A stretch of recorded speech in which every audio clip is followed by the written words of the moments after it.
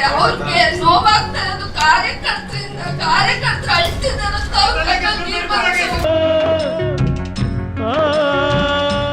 ಎಷ್ಟು ನೋವಾಗ್ತಾ ಇದೆ, ಅವ್ರಿಗೆ ನೋವಾಗ್ತಾ ಇರೋದು ಕಾರ್ಯಕರ್ತರಿಂದ. ಕಾರ್ಯಕರ್ತರು ಅಳ್ತಿದ್ದಾರೆ ಅಂತ ಅವ್ರ ಕಣ್ಣಲ್ಲಿ ನೀರು ಬರುತ್ತೆ. ಕೋಟಿಗೊಬ್ಬರಿಗೆ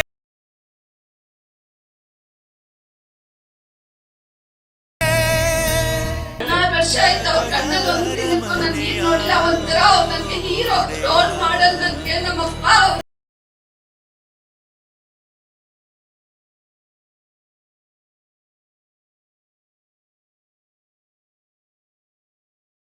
ಕಣ್ಣಲ್ಲಿ ಯಾವುದೇ ಹೆಣ್ಣು ಅವ್ರ ಅಪ್ಪನ ಕಣ್ಣಲ್ಲಿ ನೀರು ಬರೋದಕ್ಕೆ ತಯಾರು, ನೋಡೋದಕ್ಕೆ ತಯಾರಿಲ್ಲ.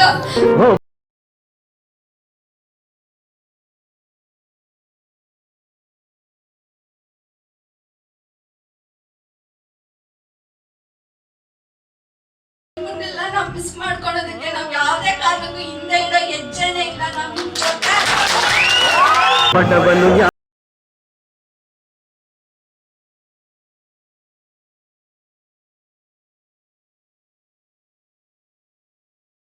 ಧೈರ್ಯ ತುಂಬತಾರಂತ ಕೆಲಸ ನೋಡಿದ್ರೆ ನಿಜಕ್ಕೂ ನನಗೆ ಒಂಥರ ದುಃಖ ಆಗುತ್ತೆ. ಎಷ್ಟು ನೋವಾಗ್ತದೆ ಅಂತ ನಾವು ಹೇಳಕ್ಕೆ ಕೂಡ ಸಾಧ್ಯ ಆಗಲ್ಲ.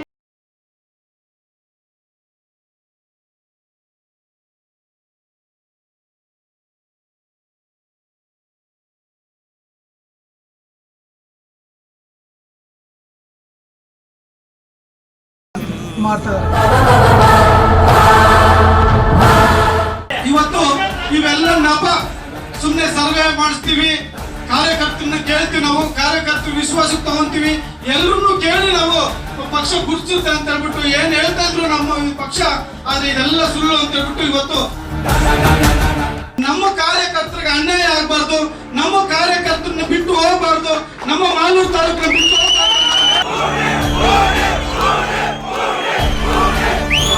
ಯಾವುದೇ ಕಾರಣಕ್ಕೂ ನಾನು ಹಿಂದೆ ಸರಿಯಾದಂತ ಪ್ರಶ್ನೆನೇ ಇಲ್ಲ.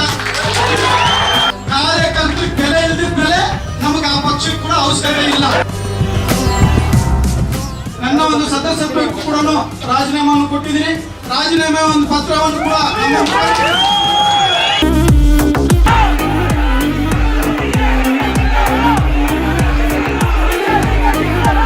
2023ರ ಚುನಾವಣೆಗೆ ಬಿಜೆಪಿಯು ಅಂತಿಮ ಕ್ಷಣಗಳಲ್ಲಿ ಈಗ 2 ಪಟ್ಟಿಗಳನ್ನ ಬಿಡುಗಡೆ ಮಾಡಿದೆ. ಆದ್ರೆ ರಾಜ್ಯಾದ್ಯಂತ ಅಸಮಾಧಾನ ಭುಗಿಲೆದ್ದಿದೆ. ಅಲ್ಲಲ್ಲಿ ರಾಜೀನಾಮೆಗಳ ಪರ್ವ ಆರಂಭವಾಗಿದೆ. ಕೋಲಾರ ಜಿಲ್ಲೆಯ ಮಾಲೂರಿನಲ್ಲಿ ಅಪಾರವಾದಂತಹ ಭರವಸೆಯನ್ನ ಇಟ್ಟಿದ್ದಂತ ಉಡಿ ವಿಜಯ್ ಕುಮಾರ್ಗೆ ಟಿಕೆಟ್ ತಪ್ಪಿದೆ. ಇತ್ತೀಚೆಗಷ್ಟೇ ಜೆಡಿಎಸ್ ಅನ್ನ ತೊರೆದು ಬಿಜೆಪಿಗೆ ಬಂದಂತ ಮಂಜುನಾಥ್ ಗೌಡರಿಗೆ ಟಿಕೆಟ್ ಅನ್ನ ನೀಡಿದೆ. ಇದು ಇಡೀ ಮಾಲೂರಿನಾದ್ಯಂತ ಆಕ್ರೋಶಕ್ಕೆ ಕಾರಣವಾಗಿದೆ. ಎಲ್ಲೆಡೆಯೂ ಕೂಡ ಬಿಜೆಪಿ ನಾಯಕರುಗಳ ವಿರುದ್ಧ ಜನ ಇಡೀ ಶಾಪವನ್ನ ಹಾಕುತ್ತಿದ್ದಾರೆ.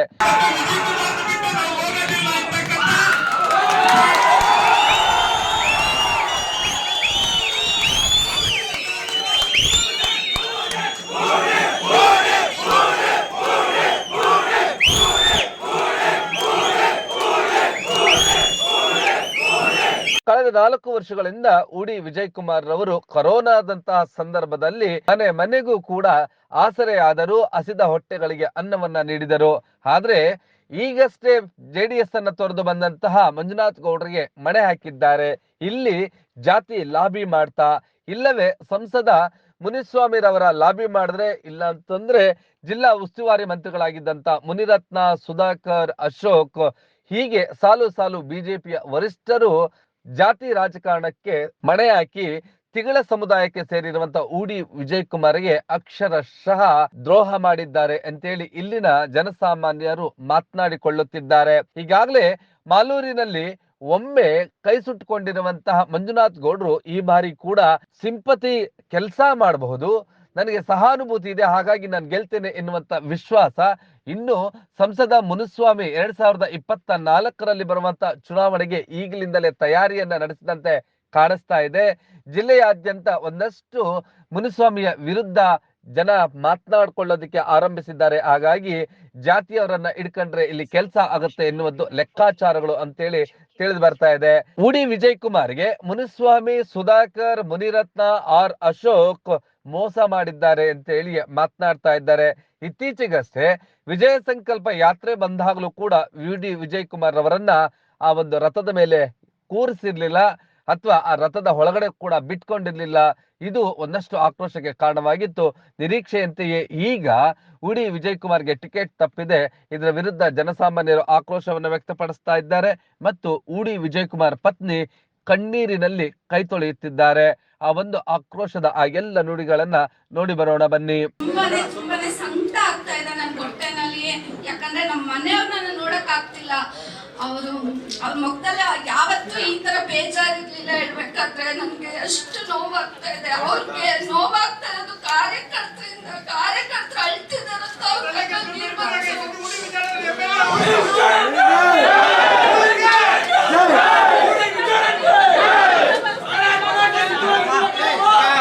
ಅಳ್ಳಬೇಡ್ರಿ, ನಾವೆಲ್ಲ ಇದ್ದೀವಿ, ಅಳ್ಳಬೇಡ್ರಿ ದಯವಿಟ್ಟು. 16 ವರ್ಷ ಆಯ್ತು. ಅವ್ರ ಕಣ್ಣಲ್ಲಿ ಒಂದ್ ದಿನಕ್ಕೂ ನಾನು ನೀರ್ ನೋಡಿಲ್ಲ. ಒಂಥರ ಅವ್ರು ನನ್ಗೆ ಹೀರೋ, ರೋಲ್ ಮಾಡಲ್. ನನ್ಗೆ ನಮ್ಮಪ್ಪ ಅವರು ಅಂತ ಕಣ್ಣಲ್ಲಿ ಯಾವುದೇ ಹೆಣ್ಣು ಅವ್ರ ಅಪ್ಪನ ಕಣ್ಣಲ್ಲಿ ನೀರ್ ಬರೋದಕ್ಕೆ ನೋಡೋದಕ್ಕೆ ತಯಾರಿಲ್ಲ. ಬಟ್ ಇವತ್ತು ನೀರ್ ಬರ್ತಾ ಇದೆ ಅಂದ್ರೆ ಅವರು ಪಕ್ಷ ಕೊಟ್ಟಿಲ್ಲ ಅಂತ ಅಲ್ಲ, ನಮ್ ಕಾರ್ಯಕರ್ತರು ನಮ್ಮನ್ನ ಇಷ್ಟೊಂದು ಬೆಂಗಾಲ ಕಾಯ್ತಾ ಇದಾರಲ್ಲ. ಇವತ್ತು ಹಿರಿಯ ಕಾರ್ಯಕರ್ತರೆಲ್ಲ ರಿಸೈನ್ ಮಾಡ್ಬೇಕಾದ್ರೆ ನಮ್ಗೆ ಎಷ್ಟು ಸಂಕಟ ಆಗ್ತದೆ ಅಂದ್ರೆ, ಯಾಕಂದ್ರೆ ಅವ್ರು 35 ವರ್ಷದಿಂದ ಪಕ್ಷ ಕಟ್ಟಿ ಸಂಘಟನೆ ಮಾಡ್ಕೊಂಡ್ ಬಂದವರು. ಅಂತವ್ರು ರಿಸೈನ್ ಮಾಡ್ಬೇಕಾದ್ರೆ ಅವ್ರಿಗೆ ಎಷ್ಟು ನೋವಾಗಿರಲ್ಲ. ಇದನ್ನ ಪಕ್ಷ ನಿಜವಾಗ್ಲೂ ಇಷ್ಟು ತೀವ್ರವಾಗಿ ಕಡೆಗಣಿಸಬಾರ್ದಾಗಿತ್ತು. ಪಕ್ಷದ ಕಾರ್ಯಕರ್ತರನ್ನ ವಿಚಾರಿಸಬೇಕಾಗಿತ್ತು, ಕೂರ್ಸಿ ಮಾತಾಡ್ಬೇಕಾಗಿತ್ತು. ಒಂದು ಸಣ್ಣ ಮಗುವಿಂದ ಒಂದು ವಯಸ್ಸಾದ ವೃದ್ಧೆವರೆಗೂ ಉಡಿ ವಿಜಯ್ ಕುಮಾರ್ ಅಂದ್ರೆ ಯಾರಂತ ಹೇಳ್ತಾರೆ ಇವತ್ತು. ಅಂತ ಒಂದು ಮಾಲೂರು ತಾಲೂಕಿದು, ಅಂತ ಒಂದು ಮಾಲೂರು ತಾಲೂಕಿನ ಪುಣ್ಯ ಭೂಮಿಗೆ ನಾವ್ ಕಾಲಿಟ್ಟಿದ್ದೀವಿ ಇವತ್ತು. ಸೊ ನಿಮ್ಮನ್ನೆಲ್ಲ ನಾವ್ ಮಿಸ್ ಮಾಡ್ಕೊಳ್ಳೋದಕ್ಕೆ ನಾವ್ ಯಾವ್ದೇ ಕಾರಣಕ್ಕೂ ಹಿಂದೆ ಇಡೋ ಹೆಜ್ಜೆನೇ ಇಲ್ಲ. ನಾವ್ ನಿಮ್ ಜೊತೆ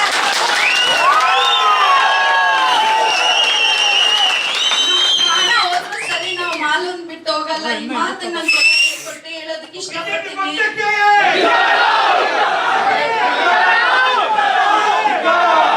ಕಳೆದ ವಿಜಯ ಸಂಕಲ್ಪ ಯಾತ್ರೆ ಇರಬಹುದು, ಅದಕ್ಕೂ ಮುನ್ನ ನಡೆದಂತ ಸಭೆಗಳಲ್ಲಿ ಸಂಸದ ಮುನಿಸ್ವಾಮಿರವರು ನಮ್ಮ ನಾಯಕರು ಮಂಜುನಾಥ್ ಗೌಡ್ರೆ ಅಂತ ಹೇಳಿದ್ರು.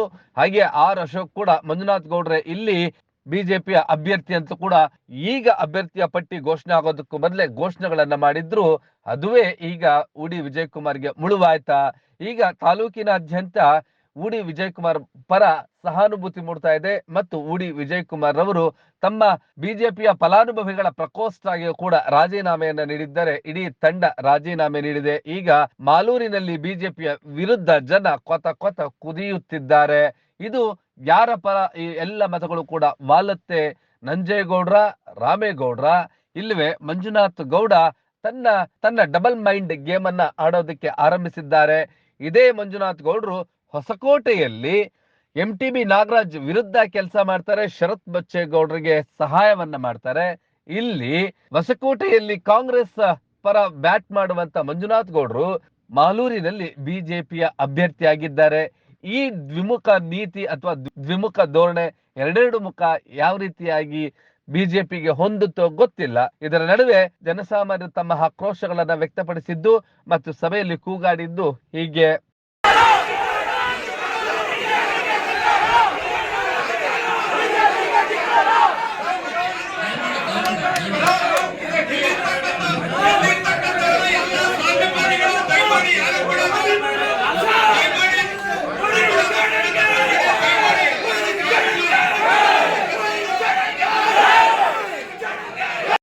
ಟಿಕೆಟ್ ನೀಡುತ್ತೇವೆ.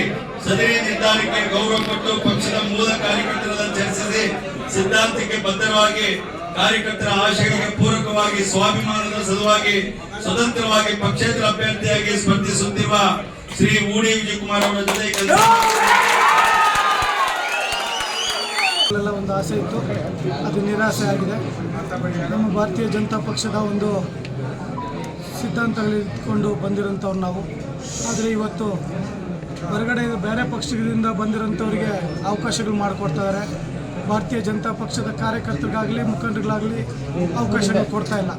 ಇವತ್ತು ನಾವು ಸರ್ವೆ ಮಾಡಿಸ್ತೀವಿ, ಸರ್ವೆಗಳ ಮುಖಾಂತರ ಹೆಸರು ಬರೋದನ್ನು ನಾವು ಅಂತಿಮ ಮಾಡ್ತೀವಿ ಅಂತೇಳ್ಬಿಟ್ಟು ಹೇಳ್ತಾರೆ. ಸುಮಾರು ತಮಗೆಲ್ಲ ಗೊತ್ತಿದೆ, ತಾಲೂಕಲ್ಲಿ ನಿರಂತರವಾಗಿ 4 ವರ್ಷದಿಂದ ಕೋವಿಡ್ ಟೈಮಲ್ಲಿ ಪ್ರತಿಯೊಂದು ಜನಕ್ಕೂ ಜೊತೆಯಲ್ಲಿ ಕಷ್ಟಕ್ಕೆ ನಿಂತ್ಕೊಂಡವ್ರು ಯಾರು, ಪ್ರತಿಯೊಂದು ಮನೆಗೂ ಕೂಡ ಇವತ್ತು ಪ್ರತಿಯೊಬ್ಬರಿಗೂ ಗೊತ್ತಿದೆ ಕೋವಿಡ್ ಟೈಮಲ್ಲಿ ಎಷ್ಟು ಕೆಲಸ ಮಾಡಿದ್ದೀವಿ ಏನು ಅಂತ ಹೇಳ್ತಾರೆ. ಕೆಲವರು ನಾವು ಬದುಕಿದ್ರೆ ಸಾಕು ಅಂತ ಮನೆಗಳಲ್ಲಿದ್ದವ್ರಿಗೆ ಇವತ್ತು ಕರ್ಕೊಂಬಂದು ಟಿಕೆಟ್ ಕೊಡೋಂಥ ಕೆಲಸ ಮಾಡ್ತಾಯಿದ್ದಾರೆ. ಮಾಲೂರಿನಲ್ಲಿ ಈಗ ಒಂದು ರೀತಿಯಾಗಿ ಮತದಾರರು ಯಾರ ಪರ ಮತ ಚಲಾಯಿಸ್ತಾರೆ, ದರ್ಪ ದೌರ್ಜನ್ಯಕ್ಕೆ ಮತ ಚಲಾಯಿಸ್ತಾರಾ ಇಲ್ಲವೇ ಬಿಜೆಪಿಯ ಈ ಒಂದು ಗುಂಪುಗಾರಿಕೆಯಿಂದ ಕಾಂಗ್ರೆಸ್ ಪರ ಮತ ಹಾಕ್ತಾರ ಎನ್ನುವಂಥದ್ದು ಕುತೂಹಲವನ್ನ ಕೆರಳಿಸಿದೆ. ನನ್ನ ಒಂದು ಸದಸ್ಯತ್ವಕ್ಕೂ ಕೂಡ ರಾಜೀನಾಮೆಯನ್ನು ಕೊಟ್ಟಿದ್ದೀನಿ. ರಾಜೀನಾಮೆ ಒಂದು ಪತ್ರವನ್ನು ಕೂಡ ಭಾರತೀಯ ಜನತಾ ಪಕ್ಷದ ಒಂದು ಬಾವುಟವನ್ನು ಆರಿಸ್ಬೇಕಂತ ನಾವೆಲ್ಲ ಏನು ಕನಸ್ಕೊಂಡಿದ್ರು ಅದು ಈ ತರ ಅಲ್ಸೋಯ್ತು ಅಂತೇಳಿ ನಿಜಕ್ಕೂ ದುಃಖ ಆಗ್ತಾ ಇದೆ. ಆದ್ರೂ ಕೂಡ ಯಾರು ಯೋಚನೆ ಮಾಡೋದು ಬೇಡ. ನಾವು ನಿಮ್ಮೆಲ್ಲ ನಿರ್ಣಯ ಏನ್ ಅನ್ಕೊಂಡಿದ್ರು ಆ ನಿರ್ಣಯಕ್ಕೆ ನಾನು ಬದ್ಧವಾಗಿರ್ತೀನಿ. ನಿಮ್ಮ ಜೊತೆಲಿ ನಾನು ಕೈ ಜೋಡಿಸ್ತೀನಿ. ಸಮಯ ಕೇವಲ 28 ದಿವಸನೇ ಇರೋದು. ಕೇವಲ ಇನ್ನು 28 ದಿವಸ ಇರೋದ್ರಿಂದ ನಾವೆಲ್ಲರೂ ಕೂಡ ಚುನಾವಣೆಯಲ್ಲಿ ನಿಂತಿದ್ದೀವಿ. ನಮ್ಮ ಮಗ ನಿಂತಿದ್ದಾನೆ, ನಮ್ಮ ತಂಗಿ ನಿಂತಿದ್ದಾನೆ ಅನ್ನೋ ತರ ನೀವು ತಾವೆಲ್ಲ ಅನ್ಕೊಂಡು ಈ ಒಂದು ಚುನಾವಣೆನ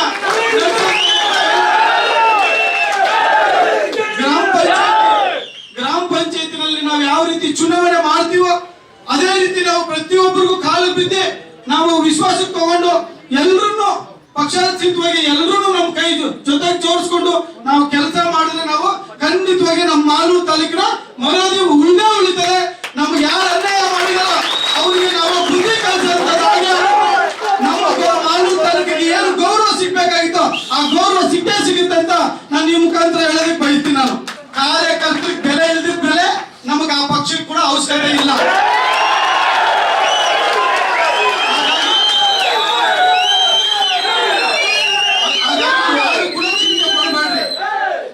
ಯಾರು ಕೂಡ ಚಿಂತೆ ಪಡಬೇಡ್ರಿ. ನಾವು ನಿಮ್ ಜೊತೆ ಇರ್ತೀವಿ. ನಾವೆಲ್ಲ ಸೇರಿ ಹೋರಾಟ ಮಾಡೋಣ. ಮಾಲೂರು ಒಂದು ಸ್ವಾಭಿಮಾನವನ್ನು ಉಳಿಸಂತ ಕೆಲಸ ನಾವೆಲ್ಲ ಸೇರಿ ಮಾಡೋಣ.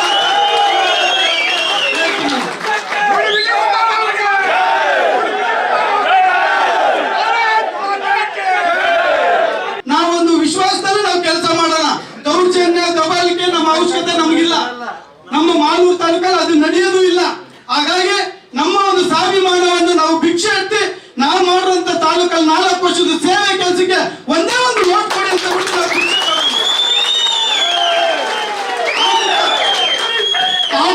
ನಮ್ಮ ಮಾಲೂರು ಸ್ವಾಭಿಮಾನವನ್ನು ಉಳಿಸೋಣ ಅಂತ ಹೇಳ್ತಾ ನನಗೆ 2 ಮಾತಾಡಕ್ಕೆ ಅವಕಾಶ ಕೊಟ್ಟಿದ್ರೆ ತಾವೆಲ್ಲರೂ ಇಷ್ಟೆಲ್ಲ ಸಾವಿರಾರು ಜನ ಬಂದು ಈ ಒಂದು ನಮಗೆ ಧೈರ್ಯ ತುಂಬಂತ ಕೆಲಸ ಮಾಡಿದಕ್ಕೆ ನಿಜಕ್ಕೂ ನಾನು ಸಾಯವರೆಗೂ ನಿಮ್ ಜೊತೆ ಋಣವನ್ನು ತೀರಿಸಕ್ಕಾಗಲ್ಲ.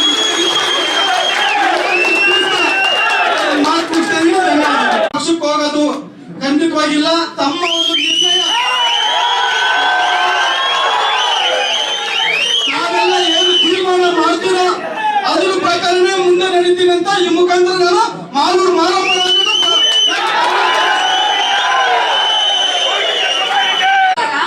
ಇನ್ನೊಂದು ಮಾತು ಹೇಳೋದಕ್ಕೆ ಇಷ್ಟಪಡ್ತೀನಿ. ನಮ್ ಕಾರ್ಯಕರ್ತರು ಇವತ್ತು ಮಾಧ್ಯಮದವ್ರು ಕೇಳ್ತಾ ಇದ್ದೀನಿ, ಇವತ್ತು ಇಲ್ಲಿ ಬಂದು ಕೂತಿದಾರಂದ್ರೆ ಒಂದೇ ಒಂದು ಕಾರಣ, ಅವ್ರಿಗೆ ಕೋವಿಡ್ ಟೈಮಲ್ಲಿ ನಾವು ಅವ್ರ ಜೊತೆ ಆಗಿದ್ವಿ. ಒಂದು ಇಂಜೆಕ್ಷನ್ಗೆ, ಒಂದು ಹಾಸ್ಪಿಟ್ಲ್, ಒಂದು ಬೆಡ್ ಬೇಕಾದ್ರೂ ಪಾಪ ಅವ್ರು ಯಾರನ್ನ ಕೇಳೋದಂತಾನೆ ಗೊತ್ತಿರ್ಲಿಲ್ಲ ಅವ್ರಿಗೆ. ಅಂತ ಸ್ಥಿತಿಯಲ್ಲಿ ಉಡಿ ವಿಜಯ್ ಕುಮಾರ್ ಅವ್ರು ಬೆಂಗಾವಲಾಗಿದ್ದಾರೆ. ಬಟ್ ಇವಾಗ್ಲೂ ಅಷ್ಟೇ ಕಾರ್ಯಕರ್ತರು ಊರುಗಳಿಂದ ಎಷ್ಟು ಮೆಡಿಕಲ್ ಬಿಲ್ಸ್ ಬಂದಿದೆ ಅಂತ ಕಾರ್ಯಕರ್ತರನ್ನ ಕೇಳಿ ಅವ್ರಿಗೆಲ್ಲ ಯಾರ್ ದಿಕ್ಕು. ಇನ್ನು ಇವಾಗ ಎಜುಕೇಶನ್ ಇಲ್ಲ ಅಂತ ಹೇಳ್ಬಿಟ್ಟು ಎಷ್ಟೋ ಜನ ಹೆಣ್ಮಕ್ಳು ಬಂದಿದ್ದಾರೆ. ಇವತ್ತು ಹೆಣ್ಮಕ್ಳು ಓಂ ಶಕ್ತಿಗೆ ಬಂದವರೆಲ್ಲ ನನ್ನ ಹತ್ರ ಒಂದೇ ಮಾತು ಕೇಳಿದ್ರು, ಅಕ್ಕ ನೀವ್ ಗೆದ್ರೆ, ಅಣ್ಣ ಗೆದ್ರೆ ನೀವು ನಮ್ಗೆ MLA, ನೀವಿಬ್ರು ನಮ್ ತಾಲೂಕಿನ ಕಾಯ್ತೀರಾ ಅನ್ನೋದು ಗೊತ್ತಿದೆ. ನೀವಿಬ್ರು ಬಂದ್ರೆ ನಮ್ಗೆ ಒಂದು ಏನಾದ್ರೂ ಒಂದು ಕಂಪ್ನಿ ಏನಾದ್ರೂ ಮಾಡ್ತೀರಾ, ಒಂದು ಹೆಣ್ಮಕ್ಳಿಗಂತಾನೆ ನಾವೆಲ್ಲ ಕೆಲ್ಸ ಇಲ್ದಿರ ಇದೀವಾಗ ಅಂತ ಹೇಳಿದ್ರು. ಇವತ್ತು ನಮ್ಮ ಮನೆ ಒಳಗಡೆ ಸಾವಿರಾರು ಬಿಲ್ಗಳು ಇದೆ, ಮೆಡಿಕಲ್ ಬಿಲ್. ಅವ್ರಿಗೆಲ್ಲ ಯಾರು ಕ್ಲಿಯರ್ ಮಾಡ್ಕೊಡ್ತಾರ ಅದನ್ನ? ಒಂದ್ ಒಳ್ಳೆ ನಾಯಕ ಆಗಿದ್ರೆ ಇವತ್ತು ನಮ್ ಜೊತೆ ಇಷ್ಟು ಹಿರಿಯ ನಾಯಕರಾಗಿರ್ಬೋದು, ಮುಖಂಡರಾಗಿರ್ಬೋದು, ಕಾರ್ಯಕರ್ತರು ಬರ್ತಾ ಇರ್ಲಿಲ್ಲ. ಒಳ್ಳೆ ನಾಯಕ ಉಡಿ ವಿಜಯ್ ಕುಮಾರ್ಗಿಂತ ಒಳ್ಳೆ ನಾಯಕ ಬಂದಿದ್ದಾರೆ, ಅವ್ರು ನಮ್ ತಾಲೂಕನ್ನ ಕಾಪಾಡ್ತಾರೆ ಅಂತ. ಬಟ್ ಇವತ್ತು ಯಾರಿಗೂ ಆ ವಿಶ್ವಾಸ ಇಲ್ಲ. ಅವ್ರು ಇವತ್ತು ಬರ್ತಾರೆ ಹೋಗ್ತಾರೆ, ನಾಳೆ ಕಾಲಕ್ಕೆ ನಮ್ಗೆ ಯಾರಿದ್ದಾರೆ ಅನ್ನೋ ಒಂದು ನೋವನ್ನು ವ್ಯಕ್ತಪಡಿಸ್ತಿದ್ದಾರೆ ಹೊರತು ಬೇರೆ ಇನ್ನೇನು ಅಲ್ಲ. ಬಟ್ ನಿಜಕ್ಕೂ ನನ್ಗೆ ತುಂಬಾ ಸಂಕಟ ಆಗಿದೆ. ಏನೇ ಆಗ್ಲಿ ನಾವು ನಿಮ್ ಜೊತೆ ಇರ್ತೀವಿ ಅಂತ ಹೇಳೋದಕ್ಕೆ ಇಷ್ಟಪಡ್ತೀನಿ. ಇಷ್ಟು ಜನ ಬಂದು ನಮಗೆ ಧೈರ್ಯ ತುಂಬ್ತಾರಂತ ಕೆಲಸ ನೋಡಿದ್ರೆ ನಿಜಕ್ಕೂ ನನಗೆ ಒಂಥರ ದುಃಖ ಆಗುತ್ತೆ. ಯಾಕಂದ್ರೆ ಇಂಥ ಒಂದು ಸಮಯದಲ್ಲಿ ತಾವೆಲ್ಲ 40 ವರ್ಷಗಳಿಂದ 50 ವರ್ಷದಿಂದ ಹಿರಿಯರು ಪಕ್ಷ ಕಟ್ಟಿ ಬೆಳೆಸ್ಕೊಂಡ್ ಬಂದಿದ್ದಾರೆ. ಅವರೆಲ್ಲರೂ ಇವತ್ತು ಅವತ್ತಿಂದ ಪಕ್ಷ ಕಟ್ಟಿ ಬೆಳೆಸಿ ಬಂದಿರೋಂಥವ್ರು ರಾಜೀನಾಮೆ ಕೊಡ್ತಾರೆ ಅಂದ್ರೆ ನಿಜಕ್ಕೂ ನನಗೆ ತುಂಬಾನೇ ನೋವಾಗ್ತಾ ಇದೆ. ಯಾಕಂದ್ರೆ ಅವ್ರು ಕಟ್ಟಿರೋಂಥ ಮನೆ ಇದು, ಅವ್ರು ಕಟ್ಟಿರೋಂಥ ಮನೆ, ನಾವೆಲ್ಲ ಕೊಂಬೆಗಳ ತರ ಅವ್ರ ಜೊತೆ ನಾವು ನಿಂತ್ಕೊಂಡಿದ್ದು.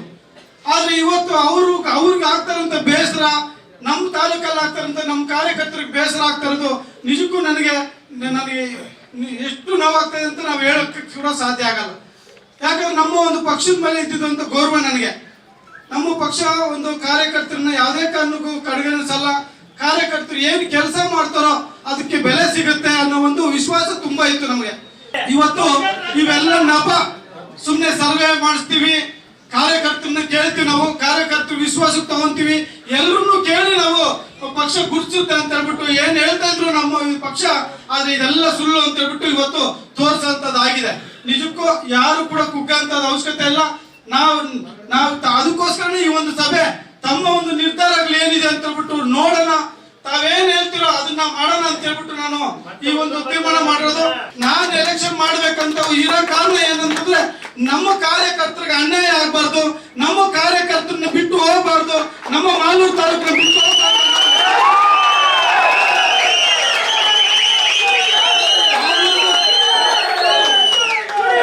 ಒಂದೇ ಒಂದು ಕಾರಣಕ್ಕೋಸ್ಕರ ನಾನು ಇವತ್ತು ತಮ್ಮನ್ನ ಕರೆದು ತಮ್ಮ ಒಂದು ತೀರ್ಮಾನನೇ ಅಂತಿಮ ತೀರ್ಮಾನ. ಯಾವ ಪಕ್ಷ ಕೂಡ ನಮ್ಮನ್ನು ಕೈ ಹಿಡಿದಿಲ್ಲ ಅಂದ್ರೂ ನಮ್ಮ ಮಾಲೂರು ತಾಲೂಕಿನ ಜನ ನಮ್ಮನ್ನು ಕೈ ಹಿಡಿತಾರೆ ಅನ್ನೋ ವಿಶ್ವಾಸ. ಯಾವುದೇ ಕಾರಣಕ್ಕೂ ನಾನು ಹಿಂದೆ ಸರಿಯಾದಂತ ಪ್ರಶ್ನೆನೇ ಇಲ್ಲ.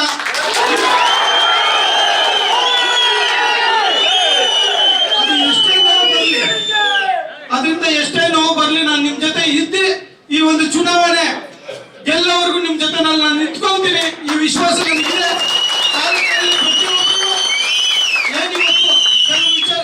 ಒಟ್ನಲ್ಲಿ ಬಿಜೆಪಿ ನಾಯಕರುಗಳ ಜಿಮ್ಮಕ್ಕ ಧೋರಣೆ ನೀತಿಯೇ ಅಪ್ಪಟ ಕಾರ್ಯಕರ್ತರನ್ನ, ಸ್ವಾಭಿಮಾನಿ ಕಾರ್ಯಕರ್ತರನ್ನ ಕೆರಳಿಸಿದಂತಾಗಿದೆ. ಇದೆಲ್ಲದಕ್ಕೂ ಕೂಡ ಕಾಲವೇ ಉತ್ತರಿಸಲಿದೆ. ನೀವು ಈ ಕೂಡ ಎಲ್ಲ ನಮ್ಮ ಚಾನಲ್ಗೆ ಸಬ್ಸ್ಕ್ರೈಬ್ ಆಗಿಲ್ಲ ಅಂದರೆ ಸಬ್ಸ್ಕ್ರೈಬ್ ಬಟನನ್ನು ಕ್ಲಿಕ್ ಮಾಡಿ, ಪಕ್ಕದಲ್ಲಿರೋ ಬೆಲ್ ಐಕನನ್ನು ಕ್ಲಿಕ್ ಮಾಡಿ. ನಾವು ಅಪ್ಲೋಡ್ ಮಾಡುವಂತಹ ವಿಡಿಯೋಸ್ ನಿಮಗೆ ನೋಟಿಫಿಕೇಶನ್ ಬರುತ್ತೆ.